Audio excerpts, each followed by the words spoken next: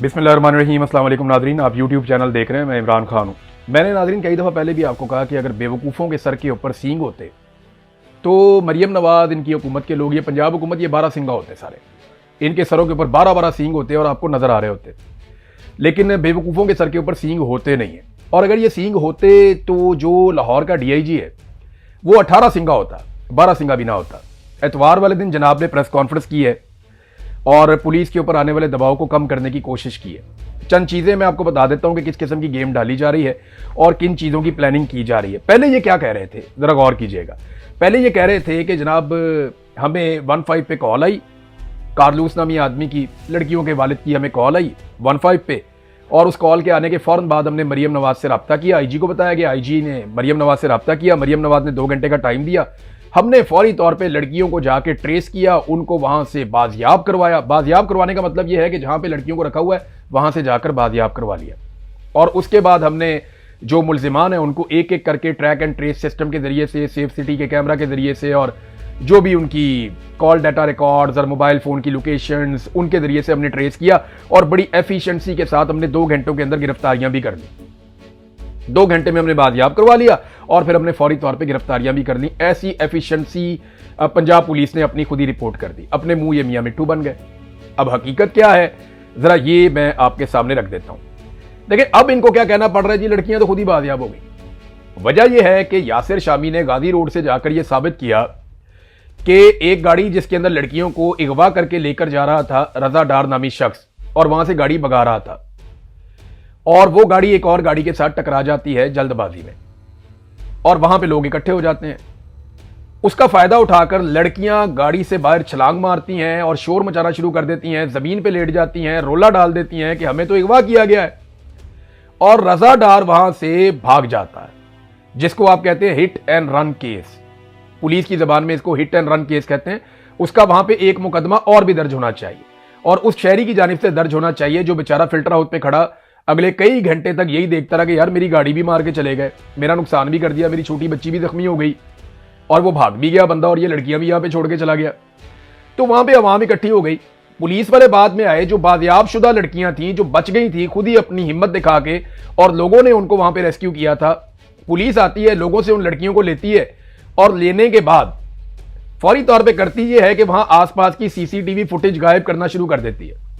देखिए ना, ज्यादा पुलिस को यह करना चाहिए था, वो CCTV फुटेज को हासिल कर लेते, लेकिन वो DVR ही उठाकर ले गए। उन्होंने कहा जी नहीं, हमें सारा रिकॉर्ड ही गायब करना। हमने, पुलिस ने रिकॉर्ड गायब कर दिया और वकुआ बना दिया कि जनाब हमने जाके एक घर से खवातीन को बरामद किया था। पहला मौकिफ क्या था कि हमने बाजियाब करवाया। अब मौकिफ क्या है कि जी वो बाजियाब तो वो खुद ही बेचारी बाहर आ गई थी, उसके बाद हम वहां पे पुलिस पहुंच गई, पुलिस ने जाके उनको रेस्क्यू कर लिया।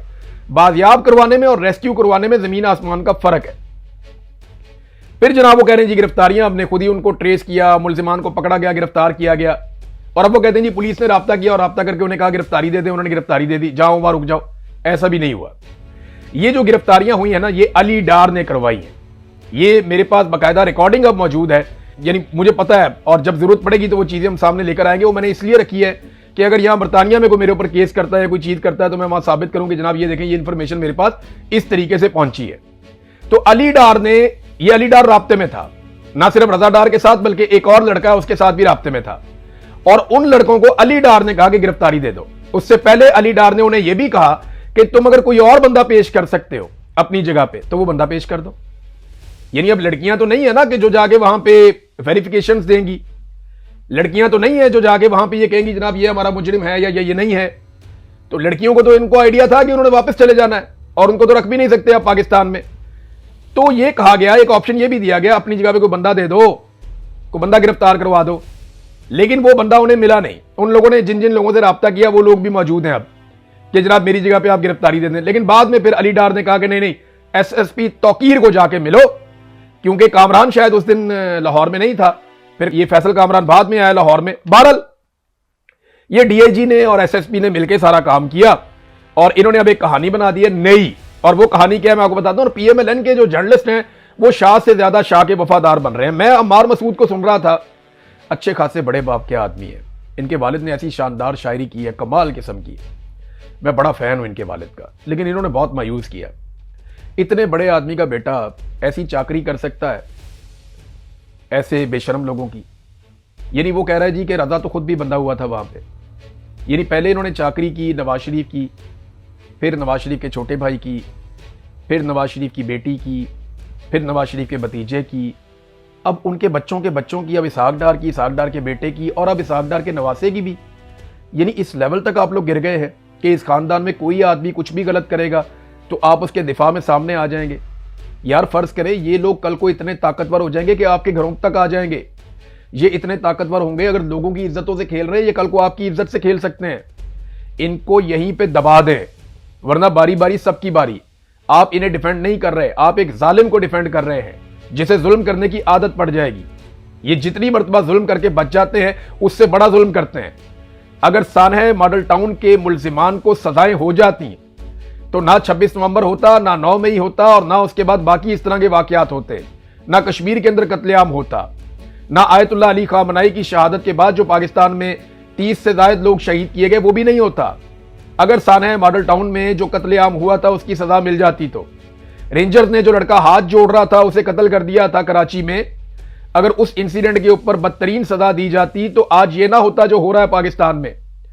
अगर बलूचिस्तान के अंदर रेप करने वाले फौजी अफसर को जनरल मुशर्रफ सजा दे देता और बुकटी की बात मान लेता, एक गैर जानिबदार इंक्वायरी करवा के उस कैप्टन को सजा दे देता, तो आज ये ना होता बलूचिस्तान में जो आज हो रहा है। यहां पे जालिम को बचा बचाकर, ताकतवर को बचा बचाकर हमने रूल ऑफ लॉ की धज्जियां उड़ा दी हैं, और अब हर ताकतवर हर कमजोर के ऊपर अपना हक समझता है। मैंने नाज़रीन कई दफा पहले भी आपको कहा कि अगर बेवकूफों के सर के ऊपर सींग होते तो मरियम नवाज, इनकी हुकूमत के लोग, ये पंजाब हुकूमत, ये 12 सिंगा होते सारे, इनके सरों के ऊपर 12-12 सींग होते और आपको नजर आ रहे होते।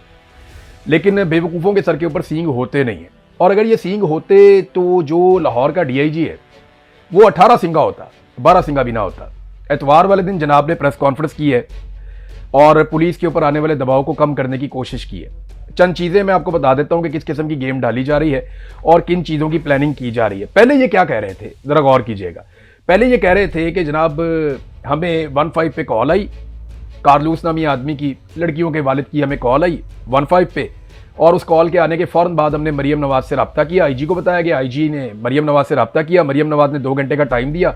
हमने फौरी तौर पे लड़कियों को जाके ट्रेस किया, उनको वहां से बाजियाब करवाया। बाजियाब करवाने का मतलब यह है कि जहां पे लड़कियों को रखा हुआ है वहां से जाकर बाजियाब करवा लिया, और उसके बाद हमने जो मुल्जिमान है उनको एक एक करके ट्रैक एंड ट्रेस सिस्टम के जरिए से, सेफ सिटी के कैमरा के जरिए से, और जो भी उनकी कॉल डाटा रिकॉर्ड्स और मोबाइल फोन की लोकेशंस, उनके जरिए से हमने ट्रेस किया, और बड़ी एफिशिएंसी के साथ हमने 2 घंटों के अंदर गिरफ्तारियां भी कर ली। 2 घंटे में हमने बाजियाब करवा लिया और फिर हमने फौरी तौर पे गिरफ्तारियां भी कर ली। ऐसी एफिशिएंसी पंजाब पुलिस ने अपनी खुद ही रिपोर्ट कर दी। अपने मुंह ये मियां मिट्टू बन गए।